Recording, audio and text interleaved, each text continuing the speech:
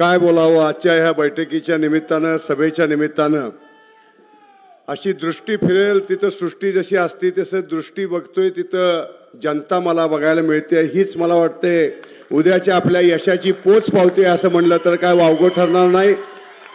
आणि आपल्या सर्वांच्या माऊली आदरणीय सदाभाऊंच्या मागं आई जिजाऊप्रमाणे ज्या उभा राहिल्या आणि मगाशी त्या मी उठत असतानाच मला त्यांनी आशीर्वाद दिलेला आहे. बाळा, हे सगळं बघितल्यानंतर मला असं वाटते की तुझा वनवास संपेल, तू निवडून येशील. त्यामुळं मी या माऊलीला पहिल्यांदा कुर्निसात करतो, आभार मानतो. आणि दुसरं सुद्धा त्या बोलल्या त्यावेळेस माझं जरा हृदय पिळवटलं की सत्तेच्या एका कोणामध्ये आम्ही होतो, सत्तेच्या दुसऱ्या कोणामध्ये भाऊ तुम्ही होता. आणि कारंदवाडीच्या एका संघर्षामध्ये ज्यावेळेस तुमच्यावरती काही प्रसंग आला, तो प्रसंगसुद्धा तुमच्या आई मला सांगत होत्या की मी 2 दिवस जेवले नाहीत. मला एवढं गलबोलून आलं की बाबा, राजकारणामध्ये समाजकारणामध्ये स्थित्यांतर होत असताना अशा पद्धतीनं कुणाच्याही वरती हा प्रसंग येऊ नये. तो प्रसंगसुद्धा सोसणारी ही माऊली आणि ह्या माऊलीच्या आशीर्वादानं आज आपल्या ह्या सभेची सुरुवात झालेली आहे. हा मला वाटते सगळ्यात चांगला शुभ संकेत आहे असं म्हणलं तर काय वावगं ठरणार नाही. आदरणीय व्यासपीठावर उपस्थित असलेले तुम्हा सर्वांचे नेते, मी परवा दिवशीच्या असणाऱ्या आपल्या शिराळ्याच्या सभेमध्ये सुद्धा सांगितलेलं आहे की जसा तो भैरी ससाणा असतो का नाही, तो वरवरची असणारी पानगळ आहे ती पानगळ बघत नाही, तर त्या असणाऱ्या शेवटच्या टप्प्यावरचा जो मासा आहे तो मासा जो टिपतो तो मासा म्हणजे ह्या राजकारणातला सदाभाऊ आहे असं म्हटलं तर काय वावगं ठरणार नाही. प्रचंड मोठ्या पद्धतीची त्यांची तीक्ष्ण अशी बुद्धिमत्ता आहे. आणि तसं बघितलं तर माझे त्यांचे संबंध वैयक्तिक सामाजिकदृष्ट्या अत्यंत सलोख्याचे होते. तुम्हाला मला सांगावंच वाटतं की 2014ला मी पराभूत झाल्यानंतर मला समजलं होतं की सदाभाऊंचे पिताश्री लीलावती हॉस्पिटलमध्ये ॲडमिट आहेत. आणि मी त्यानंतर त्यांना भेटायला गेलो, त्यांच्या पिताश्रींना भेटलो, त्यांचा आशीर्वाद घेतला. माझे दाजी जे आहेत, मेव्हणे जे आहेत, मनोज देशमुख, त्यांना सांगितलं की दाजी ही आपल्या घरातली लोक आहेत, कोणत्याही परिस्थितीत जे काय करता येईल ते ह्या लोकांसाठी, आपल्या असणाऱ्या सहकाऱ्यांसाठी करा, कारण का हा संघर्ष योद्धा आहे. आणि म्हणून आज मी पहिल्या प्रथम आमच्या रत्ना काकूंना या निमित्तानं आभार व्यक्त करतो. सदाभाऊ, तुमचा इथं या निमित्तानं अत्यंत आदरपूर्वक उल्लेख करतो. आमचे सर्वांचेच ज्येष्ठ मार्गदर्शक CB आप्पा, की ज्यांनी युवा देशेपासनं आजपर्यंतची सगळी स्थित्यंतरं बघितलेली आहेत. मला वाटते जयराज तुम्हाला कॉम्पिटिशन देतील CB आप्पा, एवढे तरुण आज सुद्धा CB आप्पा दिसत आहेत. म्हणजे राजकारणातले आपल्या ह्या पश्चिम महाराष्ट्रातले जितेंद्र म्हणलं तर काय हरकत नाही. अशा पद्धतीचं आज सुद्धा चेहऱ्यावरती ती गुलाबी लाली आमच्या CB आप्पांच्या मला आज बघायला मिळते. ही विजयाची लाली आहे CB आप्पा. तुम्हाला कळालेलं आहे, तुम्ही ओळखलेलं आहे की हे सळसळणारा तरुणाईतला जो उत्साह आहे हा परिवर्तनाचे संकेत द्यायला लागलेला आहे. उपस्थित असलेले आमचे सर्वांचेच बंधू, काय त्यांच्या आज मनोगताच्या बाबतीत काय बोलावं सांगावं. म्हणजे पुत्र व्हावा ऐसा गुंडा त्यांनी फडकावावा तिन्ही लोकी झेंडा, अशा पद्धतीचा पुत्र सदाभाऊ तुम्हाला मिळालेला आहे. हे खरं तुमचं भाग्य आहे असं म्हणलं तर काय वावगं ठरणार नाही. सागर, तुमच्या असणाऱ्या पुढच्या सर्व वाटचालीला मी फार छोटा सहकारी आहे, पण छोटा सहकारीच कधी कधी अत्यंत चांगल्या पद्धतीची मोठी व्यक्तिमत्व करू शकतो. इथं उपस्थित असलेले अशोक तात्या असतील, माझे बंधू सन्माननीय रणजितसिंहजी नाईक भैया, इथं उपस्थित असलेले अमोलजी पाटील आहेत, जयराजजी पाटील आहेत, KD पाटील साहेब आहेत, आमचे आदरणीय सर्वांचे ज्येष्ठ मार्गदर्शक दत्तात्रय पाटील तात्या आलेले आहेत, भोजराजजी आहेत, उपस्थित असलेले नंदकुमार पाटील साहेब आहेत, अतुल पाटील साहेब आहेत, विक्रम पाटील साहेब आहेत, गुरुवर्य दिबा अप्पा आहेत की ज्यांनी म्हणजे बाणेदारपणानं सांगितलं की आता सारखं आत एक बाहेर एक करून चालणार नाही, आपल्याला थेट एका लाईन दोरीनं पुढे जायला लागणार आहे, कारण का समोरचं आव्हान अत्यंत मोठं आहे. अशा पद्धतीचे आमची सर्व मंचकावरील आदरणीय मान्यवर सर्वांचेच मी इथं नावं घेऊ शकत नाही, कारण का नंतरचे वक्ते आपले सर्वांचेच मार्गदर्शक आदरणीय सदाभाऊ बोलणार आहेत. मला या निमित्तानं DK साहेब आपला उल्लेख करणं गरजेचं आहे. अन्य असणारे सर्व सहकारी इथं उपस्थित आहेत त्यांचा मी इथं आवर्जून उल्लेख करतो. सुदामभाऊंचा उल्लेख करतो, कारण का आपण रेटरेच्या पांढरीमध्ये आहे, त्यामुळे रेटरेकरांना आपण नमस्कार केल्याशिवाय इथनं गावाकडे जाऊ शकत नाही. नाहीतर एक काळ लहानपणी आम्ही ज्यावेळेस एसटीनं दादा मी निघायचो आणि 4-5ला जर समजा इस्लामपूर सोडलं आणि 5:30ला आलं तर आपोआप गतिरोधक असायची. एवढ्या म्हशी असायच्या रस्त्यावरती की रेटऱ्यावरनं रेडपर्यंत जायला 1.5 तास लागायचा. त्यामुळे रेटरं गाव हे आमच्या मनामध्ये कुठंतरी खोलवर कोरलं गेलेलं आहे. या आपल्या असणाऱ्या ऐतिहासिक अशा पद्धतीच्या सभेच्या निमित्तानं उपस्थित असलेले सर्वच आदरणीय मान्यवर, या सगळ्यांचाच मी इथं आदरपूर्वक उल्लेख करतो. महायुतीच्या उमेदवारीच्या संदर्भात मला आपले नेते आदरणीय देवेंद्रजी फडणवीस साहेबांनी संधी देण्याच्या संदर्भातला निर्णय घेतला. मला वाटते त्याच्या पाठीमागं काही पार्श्वभूमी असेल. 2019च्या निवडणुकीच्या संदर्भातले सगळे जे पट आहे ते पट तुमच्या डोळ्यासमोर आणा बंधूंनो. मी भारतीय जनता पक्षामध्ये प्रवेश करायच्या अगोदर मी आणि सदाभाऊ आम्ही नवी मुंबईच्या एका हॉटेलमध्ये भेटलो होतो. सदाभाऊ त्यांना सुद्धा आश्चर्य वाटत होतं की मी कसा तुमच्या ह्या पक्षामध्ये भारतीय जनता पक्षामध्ये प्रवेश करीत आहे. त्यावेळेस पण त्यांना सांगितलं होतं मी की मी काँग्रेसवरती कंटाळून ह्या पक्षामध्ये येत नाही आहे. राष्ट्रवादी काँग्रेस पक्ष ज्या पद्धतीनं काँग्रेसची हाडेलप्पी करतोय, मुस्कटदाबी करतोय, सामान्य असणाऱ्या प्रामाणिक कार्यकर्त्याची गळचेपी करतोय, याला कंटाळून मला हा पक्ष सोडायचा आहे आणि म्हणून मी भारतीय जनता पक्षामध्ये येऊ पाहतोय. त्यानंतर मला वाटते आदरणीय भाऊंची आणखीन देवेंद्र भाऊंची चर्चा झाली. त्या निवडणुकीमध्ये सुद्धा भाऊ तुम्ही मी आपण दोघांनी जे जे काही करता आलं ते आपण सर्व आपले उमेदवार आदरणीय शिवारावजी नाईक साहेबांना मदत करण्याचा प्रयत्न आपण केला. आणि त्या असणाऱ्या निवडणुकीच्या नंतर माझ्या माहितीप्रमाणे फोन घेतला आबे पाटलांचा, माझ्या माहितीप्रमाणे ज्या काही प्रक्रिया घडल्या त्या सर्व प्रक्रिया आपल्या डोळ्यासमोर आहेत. निवडणूक झाली, नाईक साहेब पराभूत झाले, पण आम्ही मात्र भाजपमध्ये स्थिर राहून अत्यंत खंबीर राहून उद्याच्या काळामध्ये ऊन वारा पाऊस किती वादळ आली, किती संकट आली, तरी भारतीय जनता पक्ष आपण आता सोडायचा नाही हा निर्धार आम्ही केला होता. आणि ह्या भगव्या ध्वजाचा असणारा जो एक गौरव आणि गरिमा आहे ती यापुढच्या काळात आपण अत्यंत खंबीरपणे टिकवायची हा निर्धार आम्ही केला होता. सन्माननीय सदाभाऊंची आणि माझी अनेक वेळा चर्चा व्हायची. मला वाटते ज्यावेळेस सत्ता जी आहे ती सत्ता तशी बघितली तर महायुतीला दिली होती. जनतेचा मॅन्डेट जो होता तो सदाभाऊ तुम्हाला होता आणि तो असणारा मॅन्डेट तसा बघितलं तर उद्धव ठाकरेंनी 360 डिग्रीने फिरवला आणि म्हणून महाविकास आघाडी उदयास आली. आणि महाविकास आघाडी उदयास आल्यानंतर मला वाटते जे जे काही सत्तेचे भोगते आहेत ते सत्तेचे भोगते वेगवेगळ्या पातळीवरती आपल्यापासून दूर गेली. पण निष्ठेनं आम्ही सगळी मंडळी त्यावेळेस कुठलीही निवडणूक असून दे, मी परवा सुद्धा बोललेलो आहे, जिल्हा परिषदेचं असणारी पोटनिवडणूक असेल त्या काळामध्ये महाविकास आघाडी सत्तेत असताना बिनविरोध करण्याची किमया आम्ही करून दाखवली. नंतरच्या काळामध्ये जिल्हा परिषदेचे पदाधिकारी निवडण्याच्या संदर्भातला विषय असेल, अध्यक्षापासून ते सर्व पदाधिकारी आपण बिनविरोध करून देण्याच्या संदर्भातली व्यवस्था केली. कुठलीही निवडणूक असेल त्यामध्ये आपण कधीही कमी पडलो नाही. आणि या असणाऱ्या सगळ्या प्रक्रियेमध्ये सदाभाऊंची असणारी सातत्यानं मोलाची आम्हाला साथ असायची, सहयोग असायचा. लोकसभेची निवडणूक आली, लोकसभेच्या निवडणुकीच्या वेळेस सुद्धा अत्यंत बाका प्रसंग होता. मला वाटते सदाभाऊ असतील, मी असेल, सीबी आप्पा असतील, सागर असतील, अगदी आमचे तरुण सहकारी सम्राट बाबा असतील, ही सगळी मंडळी आपण बसलो होतो. आपल्याला सगळ्यांना जे रिपोर्ट्स येत होते ते रिपोर्ट्स असं सांगत होते की ही लोकसभेची निवडणूक अत्यंत अवघड आहे. पण ती अवघड निवडणूक म्हणजे वाघाच्या जबड्यामधनं पराभवाच्या छायेतनं विजय कसा खेचून आणावा तो ह्या शिराळा आणि वाळवा तालुक्यातल्या मावळ्यांच्याकडनं तुम्ही शिकावा. तुमच्याकडनं सगळ्यांच्याकडनं जनतेच्या आशीर्वादाच्या जोरावरती ती लोकसभेची निवडणूक आपण जिंकलो. आणि त्या लोकसभेच्या निवडणुकीच्या नंतर खऱ्या अर्थानं या असणाऱ्या निवडणुकीच्या माध्यमातली जी असणारी चर्चा आहे ती चर्चा सुरू झाली.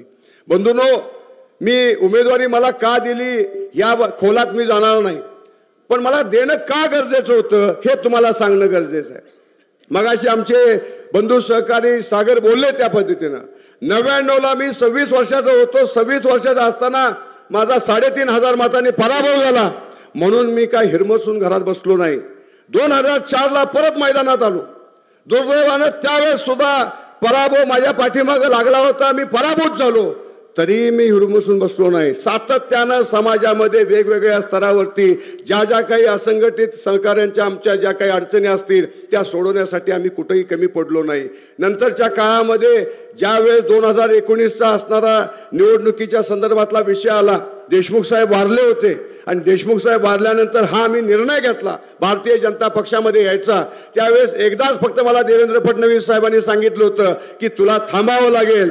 मी कोणत्याही परिस्थितीत नाईक साहेबांना तिकीट देणार आहे. मी त्यांचा शब्द प्रमाण मानला म्हणून मला आज ही बक्षिसी दिलेली आहे. तुमच्या सगळ्यांचा जनआशीर्वाद देण्यासाठी, तुमचा आशीष घेण्यासाठी आणि तुमच्या शुभेच्छा घेऊन, तुमचा खंबीर पाठिंबा घेऊन उद्या त्यांचे हात बळकट करण्यासाठी आपल्याला विधिमंडळामध्ये जायचंय.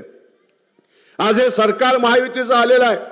आदरणीय सदाभाऊ ज्यावेळेस मंत्री होते तसं बघितलं तर सगळ्यात धवल काम त्या काळामध्ये झालेलं आहे. हे वाकुर्डे बुद्रुक योजनेच्या संदर्भात आपण वेगवेगळ्या पातळीवरती अनेक पद्धतीच्या दंतकथा ऐकतो, पण नंतरच्या काळामध्ये खऱ्या अर्थानं गती जी आली ती तुमच्या 2014 ते 2019च्या कार्यकालामध्ये ज्यावेळेस देवेंद्र फडणवीस साहेब मुख्यमंत्री होते त्यावेळेस बंदिस्त पाईपलाईनचा जो निर्णय झाला तो बंदिस्त पाईपलाईनचा निर्णय झाल्यामुळं भाऊ तुम्ही पुनर्वसनाचे जवळजवळ 100 कोटी रुपये वाचवले आणि ते सगळे पैसे तुम्हाला उद्याच्या काळामध्ये या असणाऱ्या योजनेसाठी उपयुक्त ठरणार आहेत. आणि ह्या पुढे जाऊन आज मला या कार्यक्रमाच्या औचित्यानं सांगावंसं वाटतं की ह्या मंडळींनी काम केलेलं आहे. कुठलाही क्षेत्र असेल, आज सारथी नावाची योजना कुणी आणली? तुमच्या काळात आली. बार्टी नावाची योजना कुणी आणली? तुमच्या काळात आलेली आहे. अण्णासाहेब पाटील आर्थिक मागास विकास महामंडळाच्या माध्यमातून कर्जाच्या संदर्भातला जो एक ऐतिहासिक निर्णय आहे तो निर्णय कुणी घेतला? तुम्ही घेतलेला आहे. वेगवेगळ्या पातळीवरती राजश्री शाहू महाराजांच्या नावानं जे शिष्यवृत्त्या आहेत त्या शिष्यवृत्त्या कुणी दिल्या? तो ह्या सदाभाऊ आणखीन देवेंद्र फडणवीस साहेबांच्या कार्यकालात दिलेल्या आहेत. महाविकास आघाडीच्या कार्यकालामध्ये काय मिळालं सांगा बरं? जे आपलं मराठा आरक्षण होतं ज्याच्या पुसटचा उल्लेख मगाशी सीबीआप्पांनी केला ते असणारं आरक्षण गमावणारी ही महाविकास आघाडी आहे. आणि आता ती गळा काढते आणि म्हणते की महायुतीच्या काळामध्ये आरक्षणाच्या संदर्भात काय झालं? अरे महायुतीच्या काळामध्ये एकनाथ शिंदे देवेंद्र फडणवीस साहेबांच्या नेतृत्वाखाली आपण परत ते आरक्षण दिलेलं आहे. 10% वरती आज आरक्षण परत एकदा देण्याच्या संदर्भातला ऐतिहासिक निर्णय झालेला आहे.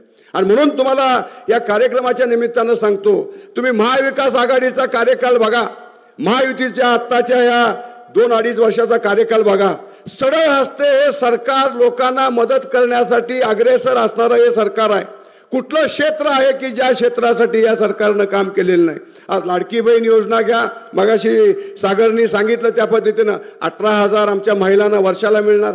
आमचे जे सगळे बंधू आहेत शेतकरी बंधू त्यांच्यासाठी नमो सन्मान आहे, त्यातले 6,000, शेतकरी सन्मानचे 6,000, 12,000 रुपये मिळणार. आमच्या असणाऱ्या सर्व ज्या काही 7.5 HP आतले जे वीज पंप धारक आहेत त्यांना उद्याच्या काळामध्ये मोफत वीज मिळणार. 30-30, 40-40 हजारची वीज बिलं आपली मोफत झालेली आहेत, म्हणजे ते 60,000 रुपये झाले. वेगवेगळ्या असणाऱ्या सर्व तुमचा लाडका भाऊ म्हणून जी योजना आणली आहे, आमच्या तरुण मुलांना स्टायपेंड देण्याच्या संदर्भातला निर्णय या सरकारनं घेतलेला आहे. त्यातनं जवळजवळ 9, 8 आणि 10 अशा पद्धतीनं या सगळ्या मुलांना पैसे देण्याच्या संदर्भातला निर्णय झालाय. या सगळ्या योजना ज्या आज कार्यान्वित होत आहेत त्यासाठी प्रत्येक ग्रामपंचायतीनं योजना दूत द्यावेत म्हणून 6 महिन्यासाठी योजना दूतसाठी 55,000 असणारे उमेदवार निवडण्याचा एक महत्त्वपूर्ण निर्णय या सरकारनं घेतलेला आहे. असे कितीतरी निर्णय आहेत की जे निर्णय या सरकारनं ह्या असणाऱ्या 2.5 वर्षामध्ये घेतलेले आहेत. मला सांगा, महाविकास आघाडीच्या सरकारमध्ये तुम्हाला काय आठवतंय? कुठला निर्णय त्यांचा असा आठवतोय दत्तात्या की जो ऐतिहासिक होता? एकच निर्णय त्यांचा आपल्या सगळ्या डोळ्याच्या समोर येतोय, तो म्हणजे अंबानीच्या दाराच्या समोर बॉम्ब ठेवण्याचा. ह्याच्या व्यतिरिक्त काय तुम्हाला दिसतंय सांगा? एक प्रसिद्ध उद्योगपती, त्या उद्योगपतीच्या घरासमोर बॉम्ब ठेवणं आणि असणारी सगळी उद्योग व्यवस्था पूर्णपणे खिळखिळी करण्याच्या संदर्भातलं षडयंत्र या महाविकास आघाडीच्या काळामध्ये झालं. आणि आमच्या आत्ताचे जे लोकप्रतिनिधी आहेत ते सांगतायत की असं केंद्रातील सरकार आणि राज्यातील सरकार यांनी शेतकऱ्यांच्या शेतमालासाठी काय केलं. मला पहिल्यांदा या निमित्तानं सागर भाऊ तुम्ही बोलला ते अगदी योग्य बोलला. तुमच्या असणाऱ्या कारखान्याचा भाव तुम्ही ज्यांना कागदावरती संमती दिलेली आहे त्या अजितदादांच्या असणाऱ्या कारखान्याच्या प्रमाणे द्या आणि नंतर मग आमच्या असणाऱ्या महायुती सरकारच्या ज्या असणारी जी माप आहे ती माप काढा. अहो तुम्ही मला सांगा, काल परवा दिवशीच्या सभेमध्ये सदाभाऊ बोलले, अजितदादांना ते भेटायला गेले. अजितदादांना त्यांनी अत्यंत विनम्रपणाने विचारलं, साहेब तुम्ही विद्यमान आमदारांना किती निधी दिला. तर त्यांनी सांगितलं की अरे बाबा मी जवळजवळ 2000 कोटी रुपये दिले. मग ते काय म्हणले सदाभाऊ की 2000 कोटी रुपये नुसतं कागदावर लिहून जरी मला दिलं असतं तर वाकळं घेऊन तुमच्या घरासमोर मी राहायला आलो असतो. एवढी जर माणसाची आपुलकी असेल आणि ह्या माणसानं काय केलं, या माणसानं उद्या हा सगळा निधी घ्यायचा. महाविकास आघाडीच्या काळामध्ये त्यांनी मिळवलेला निधी सांगा आणि महायुतीच्या काळामध्ये या असणाऱ्या दानशूर सरकारच्या माध्यमातून मिळालेला निधी याची तुलना करा. मी सांगतो हा सगळा निधी जो आहे तो महायुतीच्या नेतृत्वाच्या असणाऱ्या दानशूरपणाच्या माध्यमातून तुम्हाला मिळालेला आहे. हा जनतेच्या हितासाठी मिळालेला आहे. कोणत्याही परिस्थितीत जनतेच्या हितासाठी दिलेला निधी जो आहे तो जनतेनं सुद्धा ठरवावा. देणारं जे द्रोण आहे, देणारे जे पात्र आहे ते पात्र महायुती सरकारचं नेतृत्व आहे. आणि त्यासाठी उद्याच्या काळामध्ये निवडणुकीमध्ये जर या असणाऱ्या लोकप्रतिनिधीच्या माध्यमातून ह्या निधीची टिमटिम तुमच्या समोर वाजवली तर सांगा तुमच्याकडनं हा निधी आलेला नाही, ह्या आमच्या असणाऱ्या महायुती सरकारकडनं हा निधी आलेला आहे. आणि म्हणून या सगळ्या असणाऱ्या आपल्या कार्यक्रमाच्या निमित्तानं मला सांगावंसं वाटतं, सगळ्या पूर्ण शिराळा विधानसभा मतदारसंघामध्ये भाऊ आम्ही फिरतोय. आज माझ्या माहितीप्रमाणे जवळजवळ 9 गावं आम्ही केली. प्रचंड मोठ्या पद्धतीचा उत्साह आहे. बहिणींना ठरवलेलं आहे की काही झाले तरी पण एकनाथ शिंदे, देवेंद्र भाऊ आणि अजितदादा हे त्यांचे जे लाडके भाऊ आहेत त्यांना ओवाळणी द्यायची आणि कोणत्याही परिस्थितीत महायुतीचं सरकार उद्याच्या काळामध्ये 26 तारखेला महाराष्ट्रामध्ये स्थानापन्न करायचं हा निर्धार आमच्या बहिणींनी केलेला आहे. आणि त्यासाठी म्हणून प्रत्येक मतदारसंघामध्ये शिराळा विधानसभा मतदारसंघ घ्या, हा भाऊजन तुमचा, तुमच्यासाठी कोविडचा काळ आला त्यामध्ये उभारणारा तुमचा भाऊ आहे. पूर आला, दुष्काळ पडला, अवकाळी पाऊस आला, वेगवेगळ्या पातळीवरती तुमच्या घरामध्ये समस्या निर्माण आल्या, घरगुती काय अडचणी निर्माण झाल्या, प्रत्येक ठिकाणी मी असेल मंचकावरील सर्व सहकारी आम्ही तुमच्या पाठीमागे खंबीरपणे उभारलेलो आहोत. आणि मी तुम्हाला परत एकदा सांगतो, मला कैलासवासी शिवराव देशमुख साहेबांनी एकच शिकवण दिलेली आहे की जे काही काम तुम्ही करता किंवा जे काही तुम्ही दायित्व स्वीकारता ते मरतापर्यंत शेवटच्या श्वासापर्यंत ते दायित्व सोडायचं नाही, आपली जबाबदारी सोडायची नाही. आणि मी तुम्हाला आज लिहून देतो, तुम्ही मला ही एक जबाबदारी द्या, एक संधी तुम्ही मला ह्या निवडणुकीच्या माध्यमातून यश मिळवून देण्याची द्या.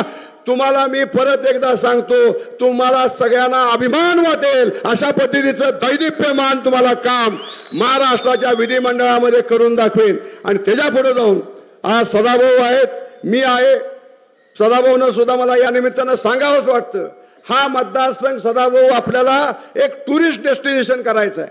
आणि किंबहुना माझं तर म्हणणं आहे, आता वाकुर्डे बुद्रुकचा जो भाग 2 आहे, भाग 2 साठी सदाभाऊ 386 कोटी रुपये हे केंद्र सरकारच्या नाबार्ड ह्या बँकेमार्फत मंजूर झालेले आहेत. म्हणजे पूर्णतः याचं श्रेय आपल्या देशाचे पंतप्रधान नरेंद्र मोदी साहेब आणि अमित शाह साहेबांना जातं. तर ह्याच्या संदर्भात उद्याच्या काळामध्ये ज्या वेळेस आपण निश्चितपणे विजयी होऊ, आमदार होऊ, पहिल्यांदा एक काम करूया की तुम्ही आदरणीय सीबी आप्पा, बाकीची असणारी सगळी जी ज्येष्ठ मंडळी आहेत त्यांच्या आधिपत्याखालीच या असणाऱ्या सगळ्या तुमच्या स्कीमच्या संदर्भातलं मार्गक्रमण होईल. आणि 20,000 हेक्टर क्षेत्र पुढच्या 5 वर्षात आपण असणारं ओलिताखाली आणल्याशिवाय आपण सगळ्या मंडळींनी स्वस्थ बसायचं नाही, अशा पद्धतीचा एक निर्धार आपण सगळी मंडळी करूया.